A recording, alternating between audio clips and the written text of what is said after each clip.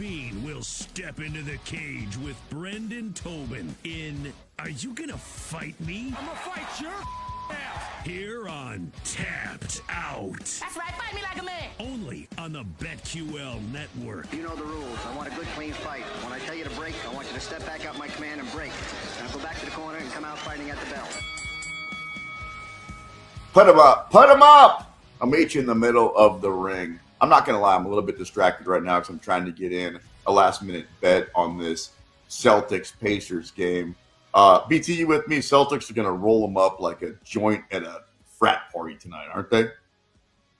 I would think so. You know, they have let their guard down a couple times in these playoffs. McConnell's been really good, so I imagine he'll get more time with Halliburton.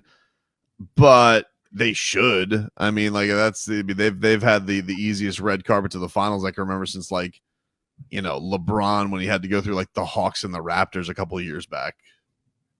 Well, your team could have made it more difficult on them if they would have won and kept advancing. And he was hurt, dude.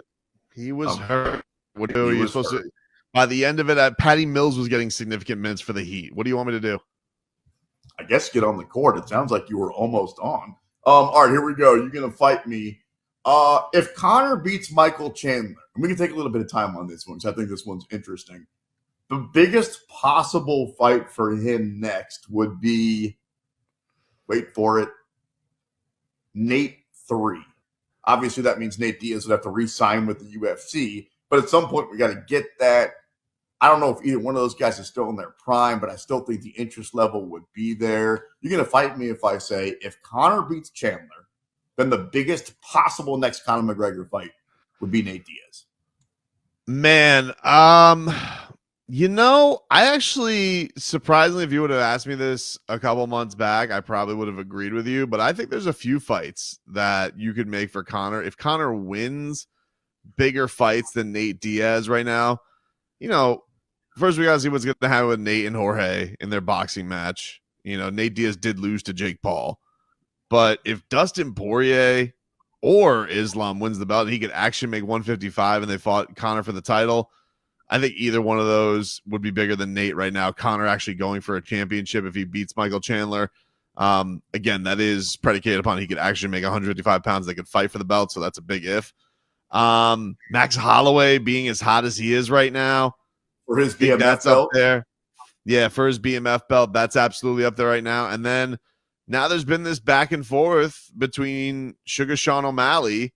Now, again, that's a big question of weight. Where do they do it at? What would Sean come do it at? He's a 135 champion. Even asking Conor to make 155 seems like a bit of an ask right now. So you're going to ask Sean O'Malley to come up 3 weight classes. That's a little irresponsible. But if they could make it, yeah, that's up there as well. So I love the Nate Diaz fight. I would definitely buy it. But I think there are plenty of options that I think can rival it right now. You're good, man. You're really good. You like fighting, don't you? The only thing I would disagree with that answer is the Dustin Poirier thing. Like, if you want to say that fighting Max would be bigger for the BMF belt, okay. Islam, because he could avenge the Khabib loss, that'd be huge. O'Malley would probably be the biggest UFC fight of all time. I don't know how realistic that actually is. The Dustin fight, nobody wants to see that again, dude. It needs the belt. Well, it needs the belt. If the belt's on the line, it changes things. I agree with you. I don't need to see it just to see it. But if Dustin is the champion and Conor has a chance to win the belt, that's what changes it. But it's also, look, if he does it against Islam, then that's obviously a storyline too with the whole Khabib thing. So obviously that's sexy. You could maybe even argue that's a bigger one. I just think that Dustin's a bigger star.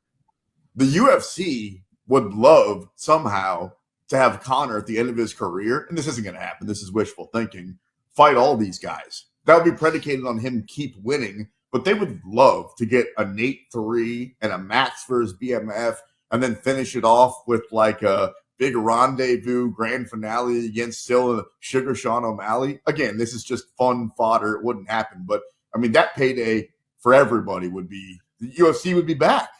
Well, I don't know how responsible this is because it was one of these. First of all, Twitter, MMA Twitter right now is as much of a chaotic cluster bleep as I could ever remember it. It's just a hellhole. But there are rumors, and then rumors that Conor threw out there again that Khabib as he says, quote, owes his bullocks to the Russian government. And if you could get Khabib out of retirement, because he does owe said bullocks to the Russian government, Conor gets a win, and the rematch against Khabib doesn't even need to be for the belt. Do it at whatever weight they want to do it. I mean, that would be obviously huge. I don't know how Khabib feels about that, because it's kind of like you're going back to the well for a Conor fight. But that's obviously, I think, with how much those guys hate each other, that's probably the biggest thing you could do. If he does owe his bullocks to the Russian government. That many options in your life, like that many, if you're Conor McGregor. Now, this is all, again, you have to win, which makes sense why you got Michael Chandler, because it feels like if you got any of these other guys, you'd be a pretty big underdog. You fight Michael Chandler at even money, you win that fight, and then Conor will get a pick. So it is kind of curious which way he will go, only because of that, and it's good for the show, and it's good for the sport, and it's good for the entertainment. I want Conor to win. I'll probably end up putting a little bit of money the other way because something tells me Chandler's going to win that fight. But for the sake of the goodness of it, I want Conor to win. All right, absolutely. A guy that I don't think there's anything bigger for the sport, period, than that guy winning. Like it would be a monster, especially because even his last one against Cowboy, we were all like, all right, that fight kind of stunk. Like him with the shoulder. Like there's no way. Michael Chandler, win or lose, there's no shot this fight's going to be boring. There's no shot. It's going to be a great fight. If he wins, think about the conversation that it sets up, the one that we're having right now. If that actually is on the table, that'll be exciting. That'll get Nate's name back in it. Maybe Khabib throws his name, like you said, back in the hat. Maybe Islam says, no, screw it. I'm the new Khabib. I want to fight that guy. Maybe Max gets really loud and says, let's see who the real BMF is. Maybe Dustin goes, you want to talk about me, wife? Let's fight again. Yeah, that's options are great in life, and this dude has a lot of them. All right, not a lot of options left when it comes to fighting for Greg Hardy. I don't know if you saw this, but he got knocked out again just last night. In hindsight, he was a much better football player than a fighter. You're going to fight me? Oh, he was, very, very fascinating individual to stand next to. I've stood next to Greg Hardy a few times. I wouldn't want to mess with him. But as far as professional fighters go, he was awful. Okay, how do you really feel about him, though?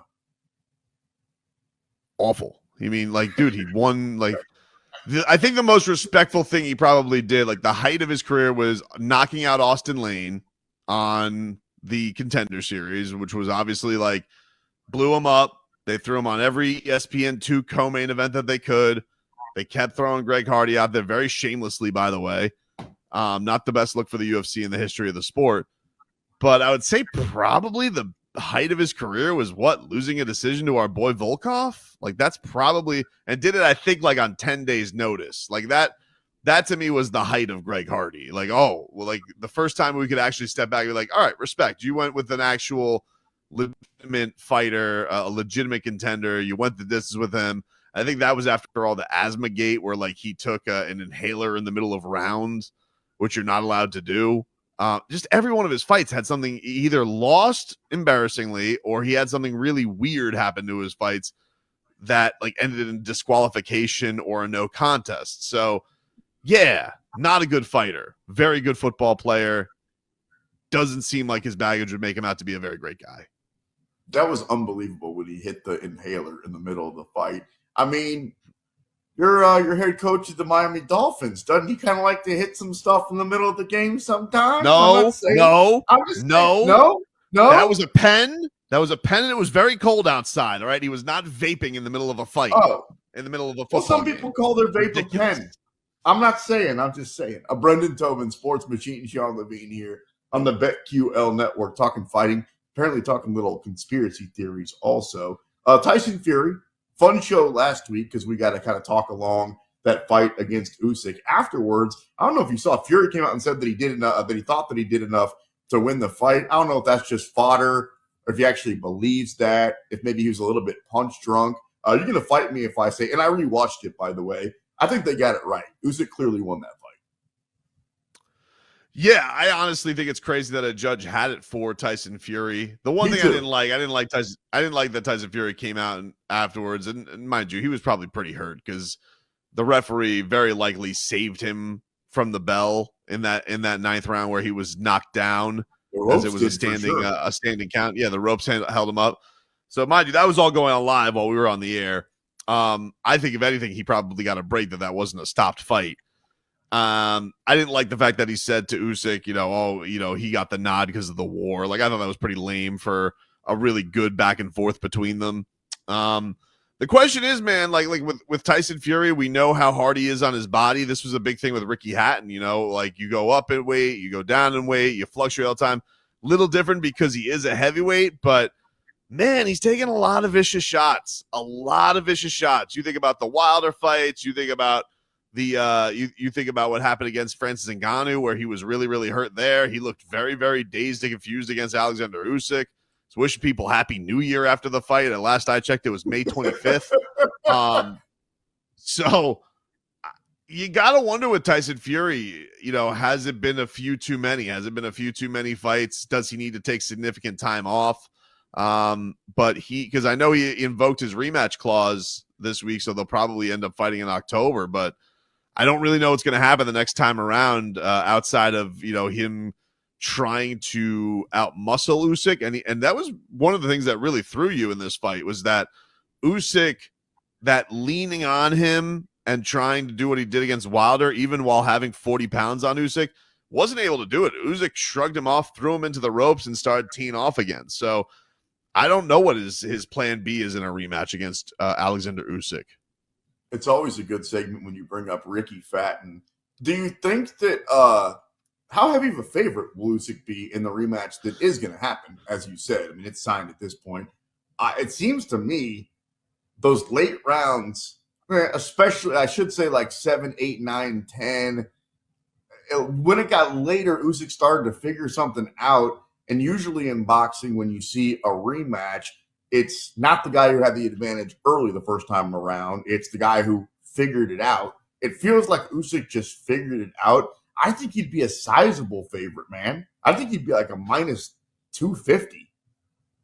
Yeah, I agree with you. I was going to say even something heavier because I could picture Fury coming out of the gate as like something. You can't make it too one-sided, though, because the public money will come in on Fury too heavy. Like, well, if he comes in as a 4-1 dog or something, everybody, including me, will put my money on Tyson Fury.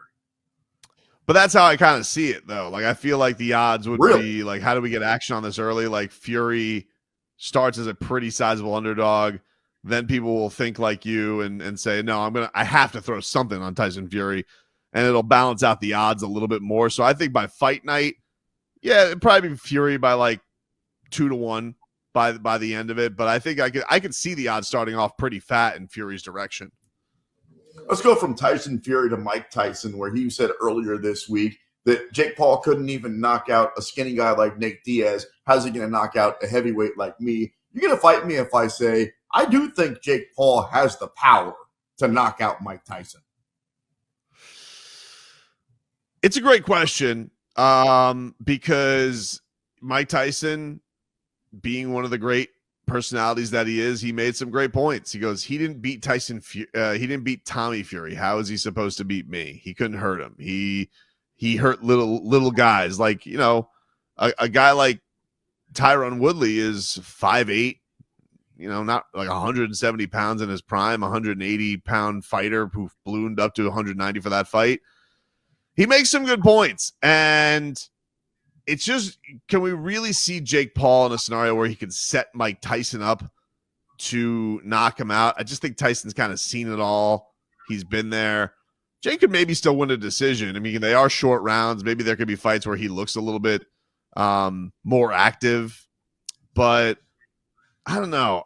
I think, and then mind you, also they're fighting in sparring gloves. They're fighting in 16-ounce gloves. True. So that also takes that element away. I don't know. I don't think Jake Paul can knock him out. And I say this as somebody who was worried for Tyson going into this fight. I didn't like the idea of Mike Tyson fighting, but he makes some pretty sound points. What about the flip side of it? Like, Jake Paul's never been knocked out either. I assume that we think even at 7 years old, that Mike Tyson still has the punching power to put Jake Paul out.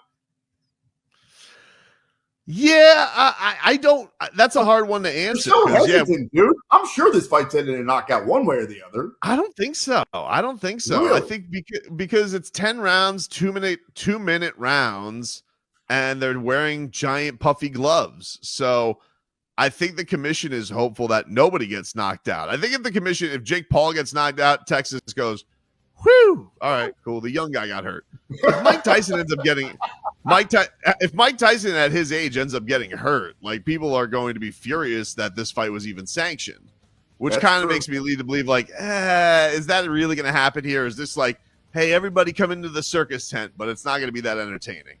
You might be right. Brendan Tobin, Sports Machine, Sean Levine, talking fighting on the BetQL Network.